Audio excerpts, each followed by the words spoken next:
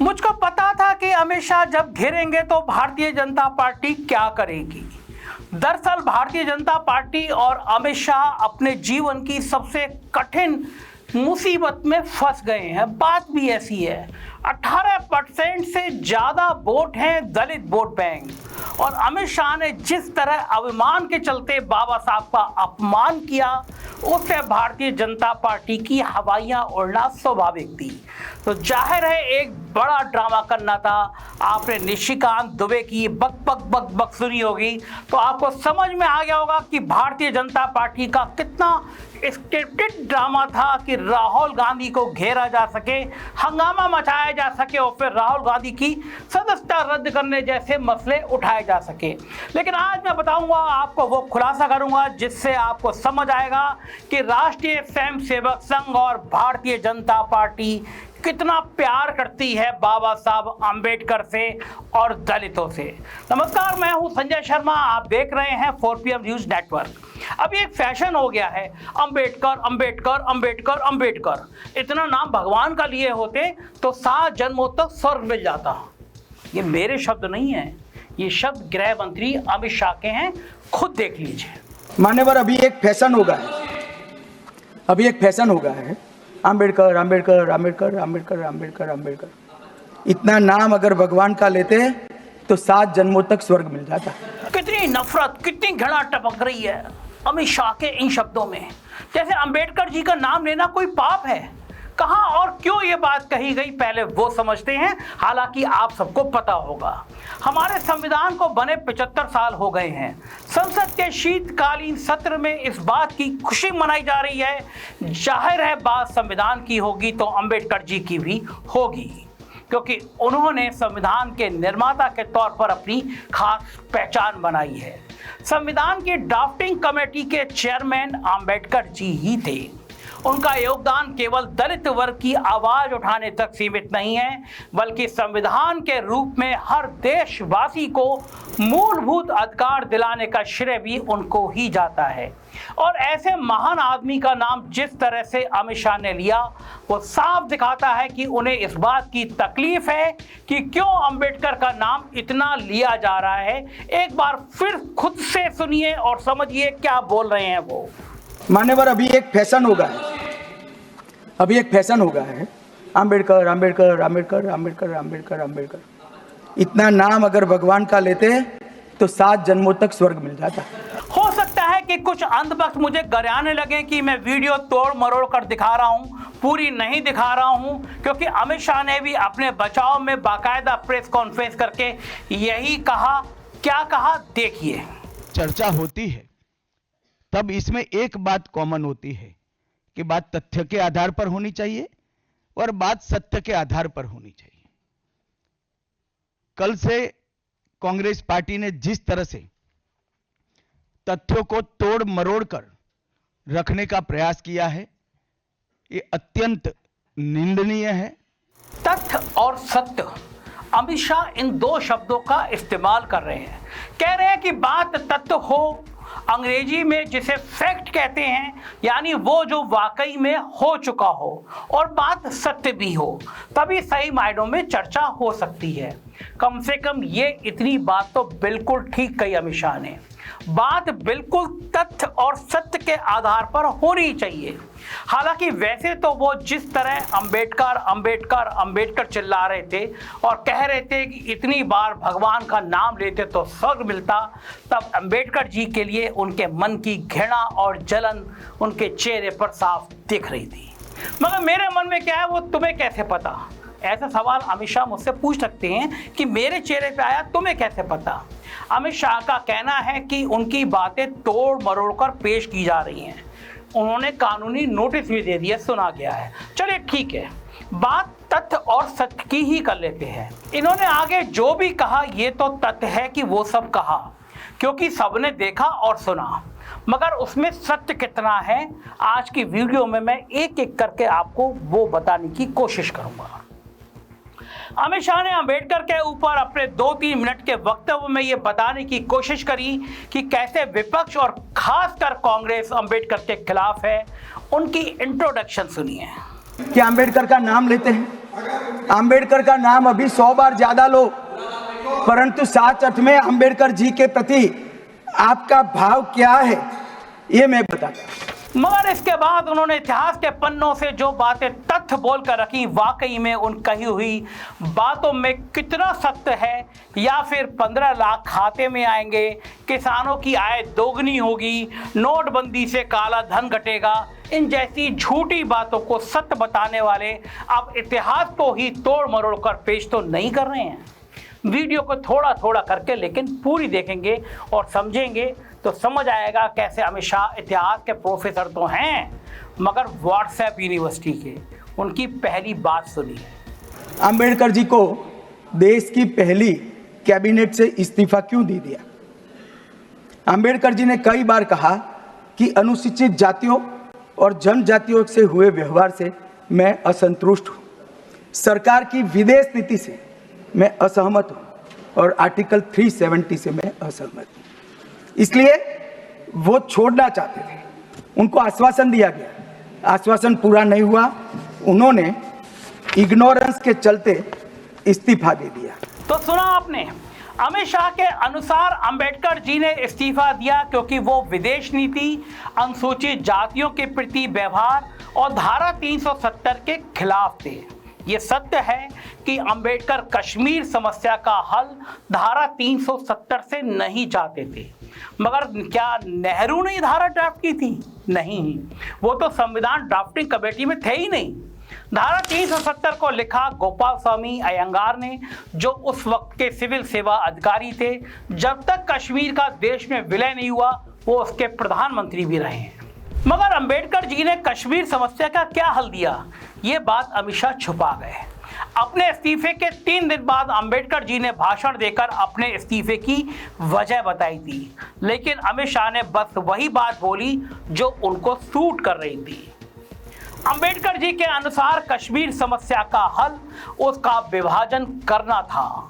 फिर कह रहा हूं, अंबेडकर जी के अनुसार कश्मीर समस्या का हल उनका विभाजन करना था, उसका विभाजन करना था। मैं फिर कह रहा हूं, बहुत गौर से सुनिए, बड़ी सेंसिटिव बात है। मैं उनकी बात को ज्यों का त्यों पढ़ता हूं। मेरे विचार में कश्मीर समस्या का सही समाधान इसका विभाजन करना है। हिंदू और बौद्ध लोगों वाला हिस्सा भारत को मिले और मुस्लिम हिस्सा पाकिस्तान के पास चला जाए, जैसा बाकी देशों में हुआ। हमें कश्मीर के मुस्लिम बहुल इलाके की चिंता नहीं करनी चाहिए। ये कश्मीर और पाकिस्तान के मुसलमानों के बीच की बात है, वो जैसा फैसला करें। और अगर आप चाहें तो इसे 3 भागों में बांट सकते हैं, सीज फायर जोन, घाटी और जम्मू लद्दाख वाला क्षेत्र। ये मेरी बात नहीं, ये बाबा साहब अंबेडकर की बात है। अब सोचिए, आज अगर कोई ऐसा हल दे दे तो भाजपा उसे मिनटों में देशद्रोही बना दे। मगर उस समय नेताओं में वैचारिक मतभेद तो था, मगर एक दूसरे को सुनने की शक्ति भी थी। इसलिए अंबेडकर के ना चाहने पर भी धारा 370 संविधान में लिखी गई और उन्होंने चेयरमैन के तौर पर मोहर भी लगाई।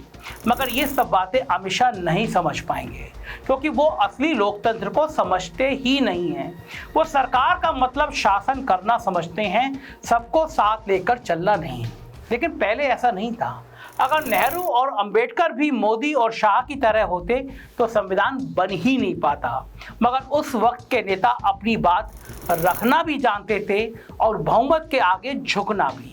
इसलिए अंबेडकर जी के हिसाब से कश्मीर का समाधान कुछ और होता, लेकिन जो बाकी संविधान निर्माताओं ने कहा वो उन्होंने भी मान लिया। इसे ही डेमोक्रेसी कहते हैं, इसे ही लोकतंत्र कहते हैं। वरना लोकतंत्र तो ये हो गया था मोदी की सरकार, 56 इंच का सीना, जो मैंने कहा एक अकेला सब पर भारी।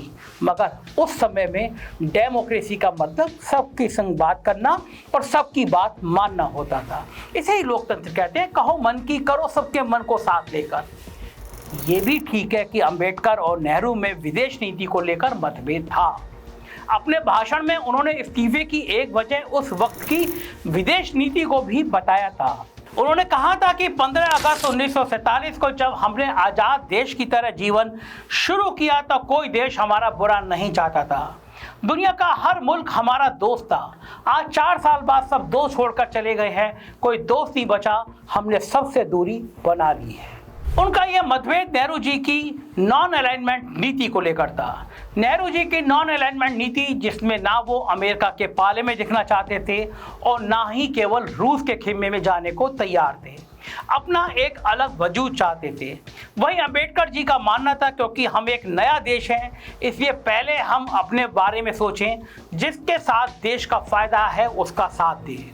एक ही काम को करने के ये दो अलग अलग तरीके थे, क्योंकि दोनों महान विचारक थे, अपनी समझ रखते थे।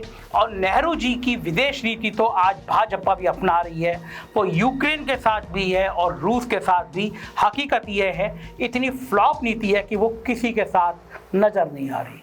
फिलिस्तीन को देश का दर्जा देने के हक में भी है और इजराइल से भी संबंध बनाए हुए है। यही नेहरू की नीति थी कि किसी एक खेमे में नहीं जाना। दो बातें साफ हो गई।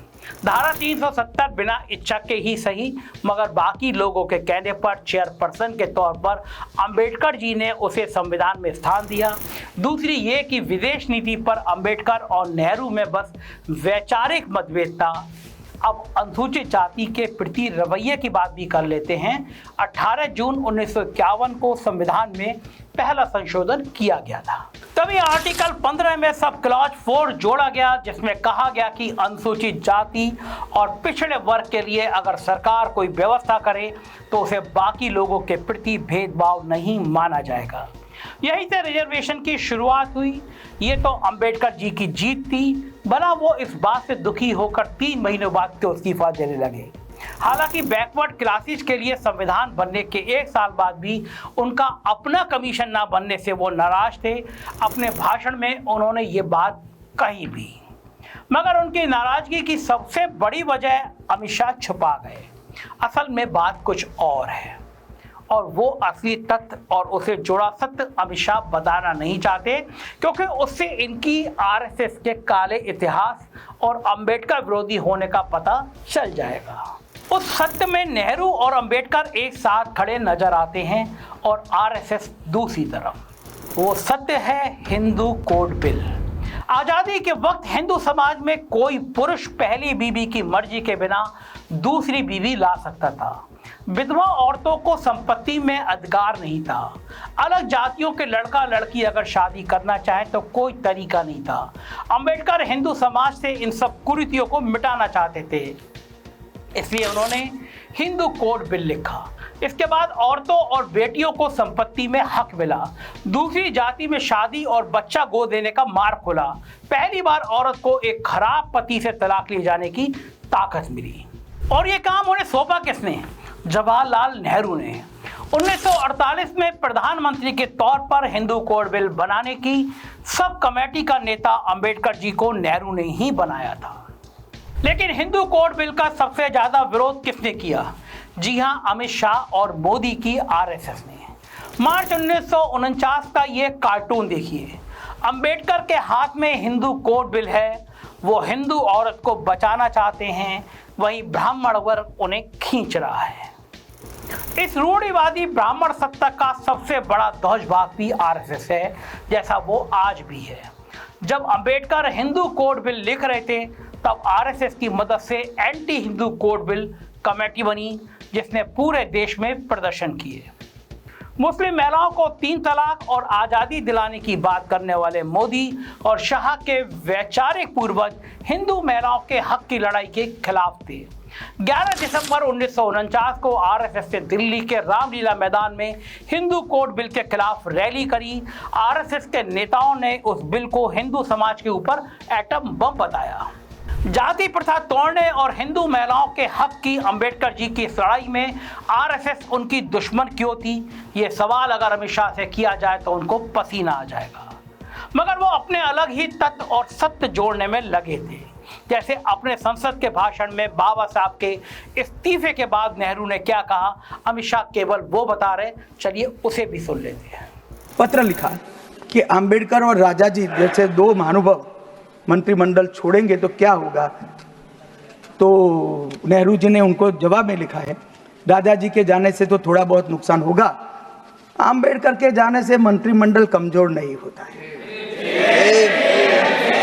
मान्यवर है विचार जो खड़गे जी कह रहे हैं ना, क्या आपत्ति है? जिसका विरोध करते हो उसका वोट के लिए नाम देना कितना उचित है? अब जरा देखिए, उस वक्त के प्रधानमंत्री से दूसरे मंत्री ने अंबेडकर जी के इस्तीफे के बारे में पूछा तो प्रधानमंत्री ने उस इस्तीफे से क्या फर्क पड़ेगा उस पर अपनी राय दी।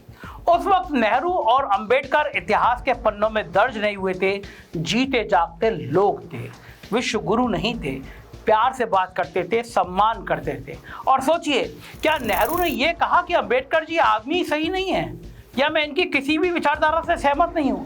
इतिहास में कोई भी दस्तावेज नहीं मिलेगा जहां नेहरू और अंबेडकर ने एक दूसरे के ऊपर गलत व्यक्तिगत टिप्पणी की हो। अब क्या क्या टिप्पणी की जाती है, आप इसके जीते जागते गवाह हैं। ये दोनों महान विचारक थे, पिछड़े समाज के लिए दोनों की विचारधारा भी एक थी। समस्या के समाधान सबके अपने हो सकते हैं, क्योंकि अगर नेहरू अंबेडकर के खिलाफ होते तो वो उनको 1948 में कानून मंत्री ही नहीं बनाते।